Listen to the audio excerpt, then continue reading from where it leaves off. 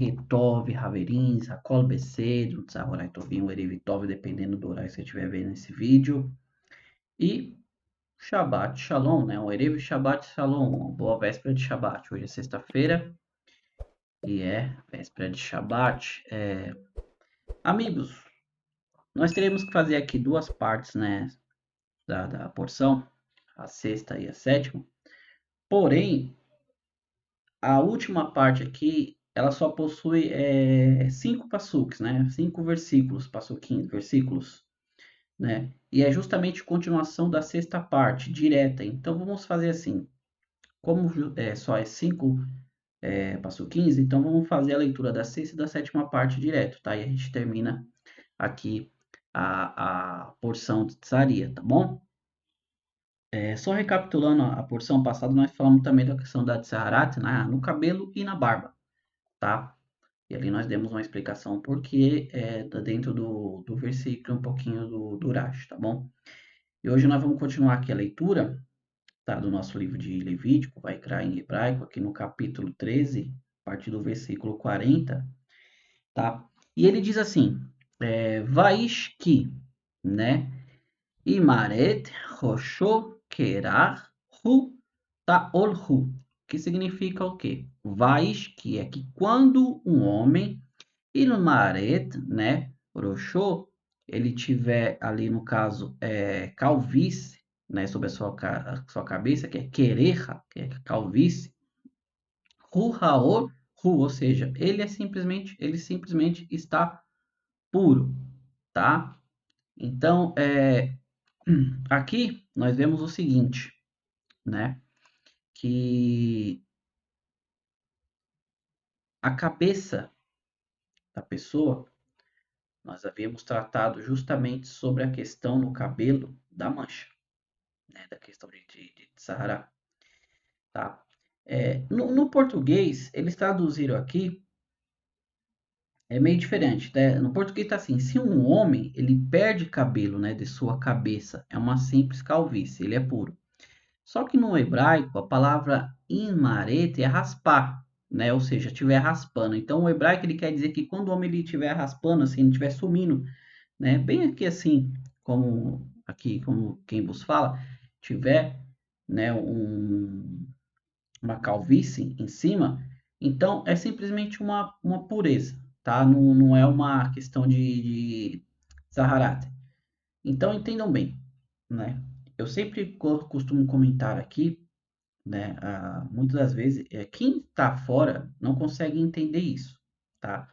Mas isso que eu falo para vocês aqui é muito sério, tá? Muito, muito sério mesmo. A Torá, né? Eu digo isso simplesmente os 5 livros de Moisés, tá? Os 5 livros de Moisés, ele tem tudo o que tem na humanidade. Eu não digo só na humanidade, eu digo da história, tá? Toda a história da humanidade está contida apenas nos 5 livros de Moisés, tá? Mas por que está falando isso? Porque, gente, presta atenção, a Torá está falando sobre a questão da calvície, tá? Hoje em dia nós temos vários, né, tratamentos aí, né, desde de apliques, a própria inserção, né, de folículos, tal, tudo, né? E você vê que a Torá, ela já naquela época, 3.300 anos atrás, ela já tratava disso, tá? Que se a pessoa tivesse ficando calva, né, careca, isso era normal, né? A própria Torá fala isso normal, para a pessoa não pensar que era uma enfermidade.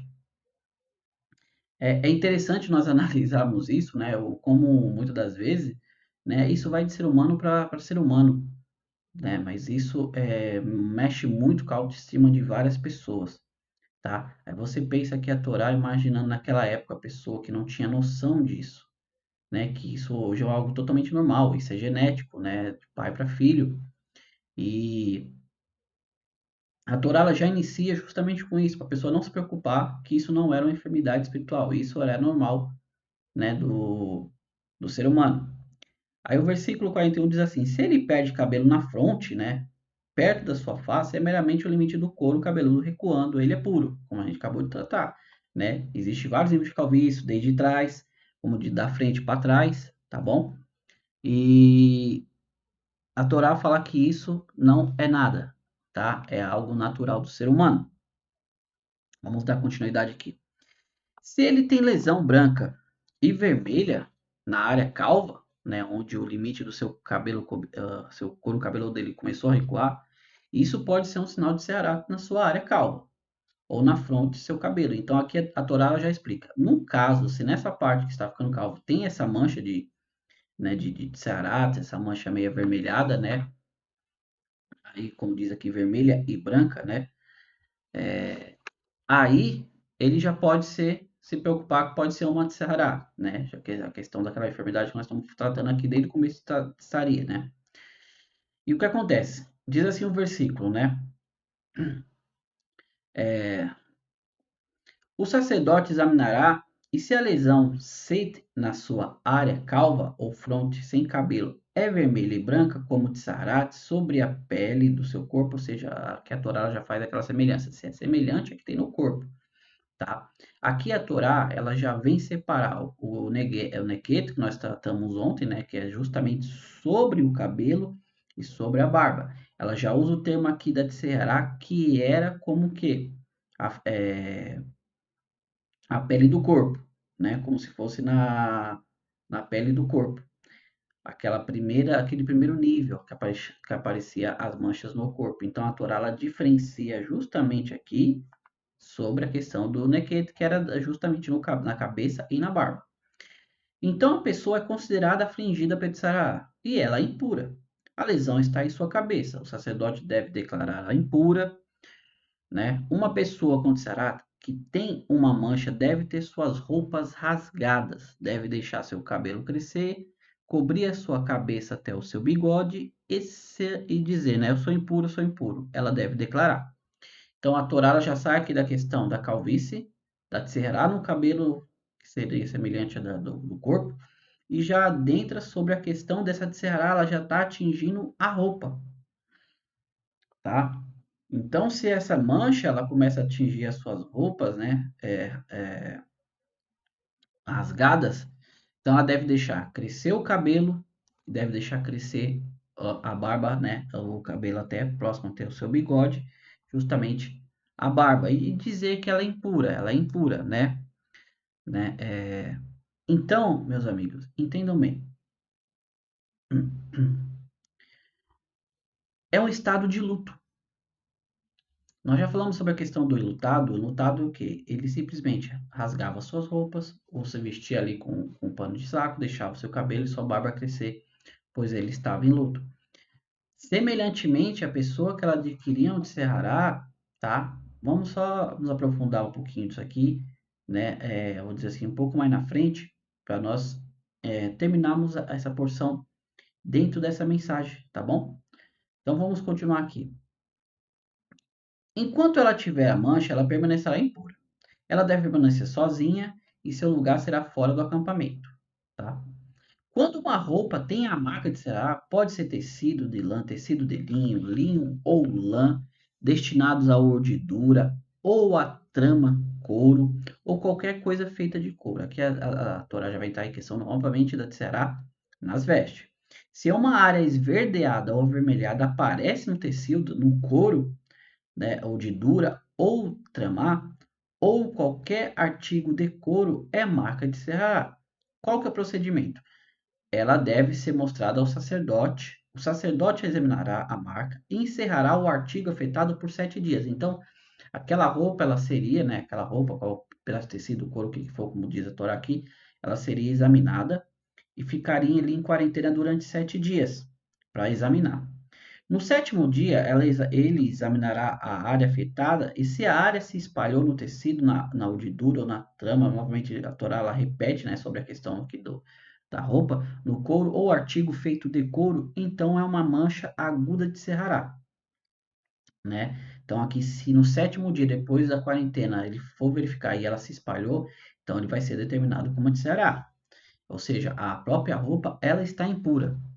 O tecido a urdidura trama, seja de lã ou linho ou artigo de couro contendo a mancha, como é de Ceará, ele deve ser queimado no fogo. Então, se for definido aqui que é uma mancha, ficou 7 dias, foi lá no sétimo, viu que cresceu, aumentou, então ela deve ser queimada, toda aquela parte, tá? Queimada no fogo. No entanto, se quando o sacerdote for examinar depois do sétimo dia, a marca não se espalhou na roupa, na urdidura, na trama ou no artigo de couro, o sacerdote ordenará que o artigo, tendo a mancha, seja lavado e que seja encerrado por um segundo período de 7 dias. Então, se naquela primeira quarentena de 7 dias ele foi viu que não se espalhou, mas a mancha continua lá, ele vai mandar lavar, passar no mique, esfregar a primeira vez para tentar tirar, tá? Feito isso, se espera-se mais 7 dias, né? E aqui é a nossa última parte, como eu falei, ela é justamente a continuação. Depois de a mancha ter sido lavada, o sacerdote examinará o artigo e se a mancha não mudou na aparência e ela não se expandiu, ele é impuro e deve ser queimado. Ou seja, se após isso foi lá, lavou, a mancha não saiu, ela continuou ali, ela não aumentou, né? Ela não mudou a sua aparência e nem se expandiu, mas a mancha continua, então é um tecido impuro, tá? Ele deve ser queimado. Ela é uma mancha penetrante, ou seja, ela penetrou ali no tecido, no couro, na urdidura, o que for, e não sai, tá? É de será, tá impuro, tem que ser queimada no fogo, né? No artigo usado no novo, ou seja, perante um artigo usado novo, aí a Torá gente aqui chama a roupa nova ou uma velha. Mas se o sacerdote, né, após esse período que lavou, né, passou-se ali novamente 7 dias, examina depois de ter sido esfregada e a marca desbotou do tecido, ele rasgará o tecido do couro, da urdidura ou da trama. Ou seja, ele vai tirar aquela parte. Se passou 7 dias, no outro dia que depois passou o primeiro 7 dias, mandou lavar, passou-se mais 7 dias, ele foi lá, viu que a mancha, né, ela que foi esfregada ali, ela desbotou, perdeu um pouco da cor do tecido, então aquela parte é rasgada, tá? Do couro da urdidura. Se aparece de novo no tecido, a urdidura ou a trama, ou o item de couro, é um crescimento recorrente. Então, se após isso, olha como são o processo aqui. Então, se ele tirou aquela parte, que após ser lavada, esfregada, perdeu um pouco a cor, mas ele tirou e percebeu, né, e guardou ali, percebeu que a mancha voltou novamente no tecido a qual que já tinha sido arrancada aquela, então é uma mancha permanente, tá? Ela tem que ser ali, vamos continuar assim. Assim, tendo a marca, deve ser queimada no fogo, ou seja, vai ser queimada, porque a mancha voltou. Mas se a mancha desaparecer da roupa, da urdidura, da trama ou do artigo de couro que foi limpo, ela deverá ser lavada. Então, se ele viu que depois de ter rasgado não voltou mais aquela roupa, vai ter que ser lavada uma segunda vez e tornar-se-á impura, né? Nós vamos falar sobre isso aqui assim que a gente terminar aqui a mensagem. Esta é a lei referente à mancha de zarate em tecido de lã ou linho na urdidura, na trama ou em qualquer item de couro, através da qual ele é considerado puro ou impura, tá? E assim nós terminamos a nossa paraxá de Tsaria. Amigos, deixa eu só dar uma pausa aqui, eu vou colocar o notebook para carregar, que ele está descarregando. Um minuto. Prontinho. Então nós terminamos aqui a nossa porção da semana de Tsaria, tá? E tem dois pontos aqui que eu quero tratar com vocês, tá? Sobre essa questão. Então, nós pegamos a primeira parte aqui, que fala justamente sobre a continuação da Ceará ali na cabeça, né? Eu quero me aprofundar aqui sobre uma questão interessante, tá? Nós acabamos de ler aqui todo o processo, né? Se essa de Ceará, ela atingiu uma roupa, tá? Paramos e analisamos aqui o texto. Estava lendo um comentário ontem, justamente sobre isso, que fala o seguinte, né? O Midrash, ele entra, se aprofunda sobre essa questão desse processo da Tseharat na roupa. Por quê? O Midrash assemelha justamente esse processo, você viu como é trabalhoso, se encerra 7 dias, vai lá, verificou, a mancha cresceu, queima, não cresceu, lava, se espera mais 7 dias. Voltou, não espalhou, cresceu, joga fora. Se não se espalhou, tira aquela parte, lava a roupa novamente, se espera mais 7 dias e vê se a parte, né, que no caso foi arrancada, foi queimada, se a roupa voltou a aparecer. Se apareceu, joga fora. Se não, você lava mais uma vez e está puro. É um processo bem mais longo do que o próprio questão da Ceará, que a pessoa era simplesmente encerrada ali e afastada das demais pessoas, tá? Entendamos bem aqui.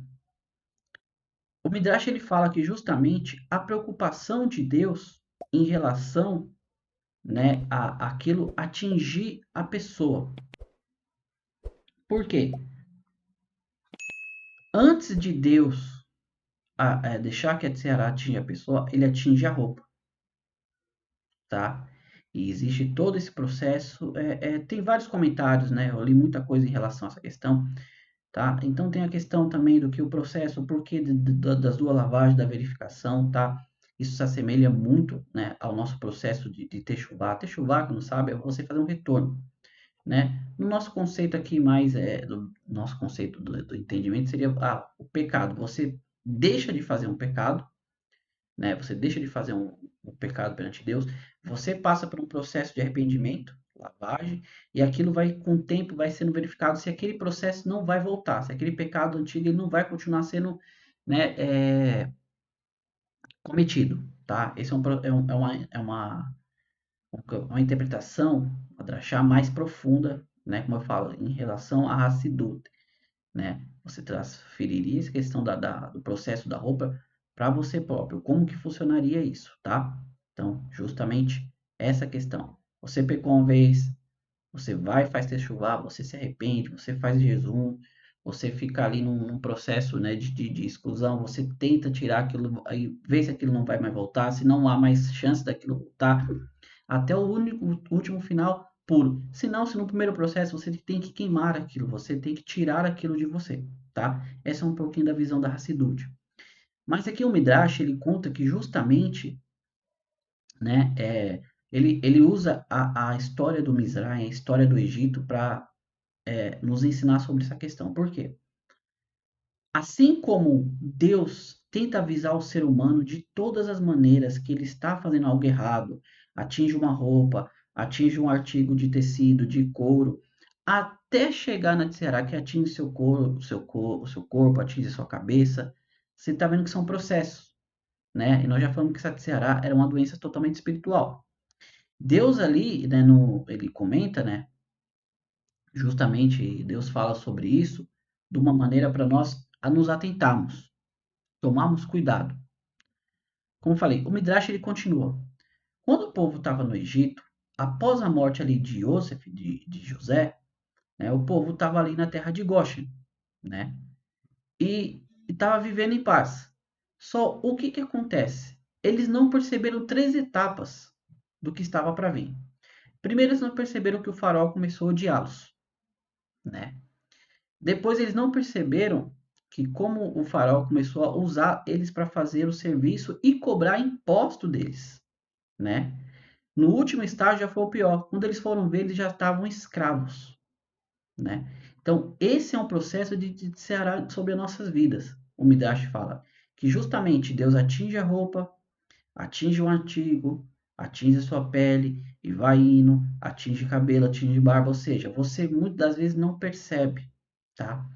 Dentro da Kabbalah, né, esse assunto ele ainda é muito mais profundo, porque entra na questão daquela a enfermidade espiritual, tá? Vamos tentar aqui trazer para vocês de uma maneira simples, né? Talvez você não saiba, mas toda a enfermidade que nós temos, inclusive hoje, ela é uma enfermidade espiritual. Por que que eu digo isso? Vamos lá.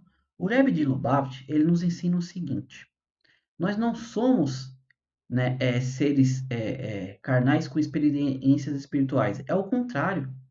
Nós somos seres espirituais com experiências, né, humanas, carnais. Por quê? A nossa origem não é daqui. Esse corpo ele está simplesmente emprestado para que a nossa Neshama, que veio lá do Gan Eden, que Deus colocou sobre nós falamos sobre essa questão do bebê, ela adentra sobre nossas vidas para criar um propósito, tá? Eu não falo, esse assunto ele é muito, muito profundo. Então, o que acontece? Você vem para esse mundo com um propósito. Você tem um propósito na sua vida. Cada um tem um propósito e só você pode fazer isso, tá? Por isso que muitas das vezes as pessoas têm a ideia errada, né, de buscar um sentido na vida. Não seria bem essa a ideia, porque você não deve buscar um sentido na vida, porque a sua vida ela já tem um sentido. Você tem que buscar viver a sua vida, tá? Viver o seu propósito. Então, o que acontece? Todo tipo de enfermidade, ela provém da nossa alma, ela provém do nossa, nem chamado, nosso espírito, tá? E o que atinge a nossa fisicalidade, o nosso corpo, nada mais são do que os sintomas, tá? Por que que eu digo isso? Nós já tratamos aqui justamente sobre essa questão, que a questão da Tserrará aqui, ela era uma doença causada por maledicência, Lashon Hará, fofoca, tá? Nós vamos se aprofundar nisso um pouquinho mais para frente para você entender, né? Quando nós chegarmos nas próximas paraxá. Então, o que acontece? Isso era a causa, tá? Aí agora nós vamos aqui para o versículo justamente 46 que nós tínhamos lido, que eu vou me aprofundar sobre essa questão justamente agora, já abarrando esse assunto. O versículo diz assim: quando ela tiver essa mancha, ela permanecerá impura, ela deve permanecer sozinha e o seu lugar será fora do acampamento. Total isolamento. Uma pessoa, ela é isolada, ela está fora, ela é afastada da comunidade, ela é afastada do acampamento, ela permanece sozinha durante 7 dias até que o sacerdote vá lá para verificar se aquele processo, aquela mancha sumiu, tá? Aqui os nossos sábios, eles explicam que justamente esse é o processo a qual o fofoqueiro, aquele que é mexeriqueiro, como a Torá diz lá, um pouquinho mais para frente, ele trata. Por quê? Os nossos sábios dizem que ele era isolado. Se tinha pessoas no mesmo processo que ele com o Ceará, eles não ajuntavam essas pessoas no lugar. Cada um ficava no seu lugar isolado durante 7 dias. Por quê? Porque não adianta nada ele estar passando por esse processo por causa de fofoca, de comentário, isso que me disse, e você colocar ele justamente com outro grupo que está passando pelo mesmo processo. Ou seja, eles vão continuar a falar mal, continuar comentando da vida do outro. Então, por isso que o versículo diz: ele era isolado, fora do acampamento, ele ficava fora de outras pessoas que estavam na mesma situação que ele, tá? Porque o silêncio, ele faz você refletir, tá? Pare e analise. Quando você está só, é onde vem todo tipo de pensamento sobre a sua vida. Você para e começa a refletir. Enquanto você está no meio de grupos, você está no meio de algum som alto, você não para refletir, porque você está naquele êxtase. A solidão faz com que você pare e reflita sobre as coisas. Por isso que diz que, eu não lembro agora se é provérbio ou eclesiástico, qualquer coisa eu deixo aqui o comentário, que Salomão fala que é melhor você estar na casa do luto do que no banquete, porque você ali vê o fim de todas as coisas, tá? Ali é simplesmente uma reflexão, tá? Salomão ele refletiu sobre que quando você está no luto, você acaba refletindo sobre o fim de todas as coisas. Você vê que, na verdade, a vida, ela passa num piscar de olhos. Então você começa a refletir, você pondera os seus atos, você melhora as suas atitudes. Já num banquete, não, você começa a passar o tempo. Quando você vê, você já está falando, você já está embriagado, já está falando o que não deve. Então, esse é um processo natural da vida de todo mundo, tá? A Maurício está dizendo que nós não devemos festejar. Você deve, é uma mitzvah você se alegrar. A própria Torá fala: beba sua bebida forte, misture, se alegre no seu coração. A própria Torá fala sobre isso. Só que aí você reflete também, tá? Você para, tudo na vida, ela é ponderado, tudo demais não é bom. Água demais, água mata a sede, mas ela a níveis altos, ela afoga. Então, tudo exageradamente não é bom para o nosso corpo. tá? Então, voltando aqui no processo, a pessoa, ela dentro desse processo de solidão, ali ela para e reflete sobre o que ela tinha falado. Os nossos sábios aqui é muito mais profundo ainda. Eles dizem que, na verdade, esse tipo de isolamento causa-se com pessoas que falam na Shohará a ponto de ela causar o get, o divórcio de um casal, tá? Então, o que acontece? Essa pessoa, ela destruiu uma família, ela destruiu uma vida. Então, ela vai ficar isolada por esse processo sozinha para ela refletir sobre tudo isso. Por isso que ela não poderia estar com outras pessoas, para ela não continuar aquele processo. Se esse processo é justamente para fazer ela refletir, o que adianta colocar no mesmo grupo de pessoas que fizeram a mesma coisa, tá? Então, meus amigos, não vamos nos estender muito, porque toda a mensagem da Paraxá, ela se constitui justamente nisso. Ela começa ali com o processo da mulher que concebia, né? E ficava ali impura um determinado tempo por menina, 33 dias, 60 pela menina, tá? Aqui também tem uma explicação que eu não acabei não comentando, mas é uma explicação que o Zohar fala, é uma explicação muito mais elevada também, só que agora eu não queria adentrar sobre esse assunto para nós não perdermos o foco aqui, porque o foco é justamente a questão da maledicência, a questão da Lashon Hara, tá? Eu comentei aqui com vocês nos vídeos anteriores que aquele que faz fofoca, ele acaba matando três pessoas. Ele mata a si mesmo porque fez a fofoca, ele mata quem está ouvindo e ele mata a pessoa da quem ele está falando. São três pessoas atingidas pela fofoca. Aí você imagina aí, quando isso se espalha, aonde ela chega, tá? Então essa pessoa ela era atingida pelas manchas. Pensa bem comigo agora. Você começa do nada a aparecer várias manchas no corpo. O que, que as pessoas vão fazer? Elas vão se afastar, não sabe se aquilo é contagioso, não sabe se aquilo é uma enfermidade, então você acaba sendo isolado, tá? Toda a nossa vida, tudo quanto é aflição, enfermidade, Deus nos livre, ela tem uma causa espiritual, ela tem as suas origens no âmago mais profundo da nossa vida, que é dentro da nossa Neshama. Como eu falei, ela simplesmente, o que transparece no nosso corpo simplesmente são sintomas, tá? Existem pessoas, entendam bem, existe um processo dentro chamado cura cabalística, tá? Que é justamente analisar aonde está a origem da causa, tá? Como eu falo, geralmente é tratado sintomas, tá? Mas não é se tratar da causa. Quando o médico ele vem, ele fala assim, quais são os sintomas, tal. Ele vai lá e te medica para você tratar aquilo lá. Mas dentro do judaísmo, essa questão, eu queria ser mais breve, mas vamos tentar, vamos só prolongar só uns minutinhos aqui para a gente entender. Você não para se questionar. Para se questionar. Por que, quando aparecia uma enfermidade na pessoa, por que a Torá não fala para você procurar um médico, mas procurar um sacerdote? Porque justamente o que nós estamos falando, essa causa, ela era extremamente espiritual. Essa enfermidade, ela vinha de uma maneira espiritual na vida da pessoa. Então, por isso a Torá pede para você procurar um sacerdote, tá? Por isso estamos falando aqui, enfermidade física são qual é o sintoma? Você está sentindo isso? Então, vamos tratar. Mas a causa mais a profundo, se todos nós, se todos os médicos tratassem justamente a causa, né? Como eles não vão conseguir enxergar, verdadeiramente, porque é uma doença da alma, né? Aquele processo, aquela enfermidade, ela praticamente sairia do nosso corpo, tá bom? Amigos, como eu falei, esse assunto ele é bem profundo, ele é muito elevado, tá? Então não pense que a gente estamos falando aqui coisas que não se aplicam mais na nossa vida, você não para analisar sobre o processo, tá? Amigos, vamos encerrar, tá? Sobre essa porção.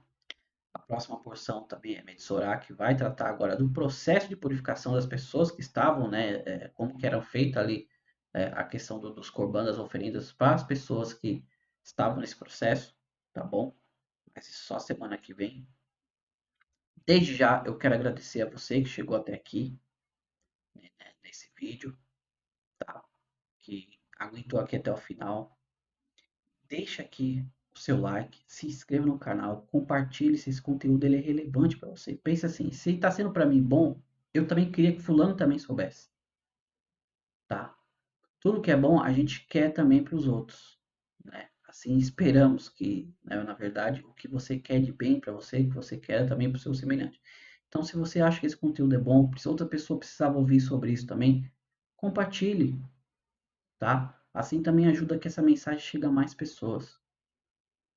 No demais, meus amigos, eu vou correr aqui, como eu falo, Shabbat é um dia especial, vamos nos preparar para receber, né, essa Neshama dupla que nós recebemos em cada Shabbat, tá? Onde vamos parar, desconectar de tudo, vamos nos aproximar, ficar perto da família, ficar perto dos amigos, famílias em gerais, vamos falar das coisas profundas, esquecer questão de trabalho, esquecer questão ruins que acontecem e apenas viver a nossa vida, viver, né? Rain, estar, vivo, estar vivo, rain vidas, tá? E assim possamos todos conjuntamente, que antes mesmo, que podemos ser um Shabat, ser comemorado em Yerushalayim com Mashiach, tá? É assim que nós dizemos, anima a mim bem emunah shelema, né? Eu acredito com a minha fé completa, Beviat HaMashiach, na vida do Mashiach, tá? Ani Mami, eu acredito. Então, mais uma vez, se Mashiach vier, eu encontro você lá em Jerusalém, nós nos encontramos lá. Se não, um domingo estaremos aqui novamente, começando com a primeira parte da profissão de Metsorá, tá bom? Mais uma vez, Todaravá, tá? Bekol Tov, tudo de bom e nos vemos no próximo vídeo. Tchau, tchau. Fiquem com Deus. Lehitraot.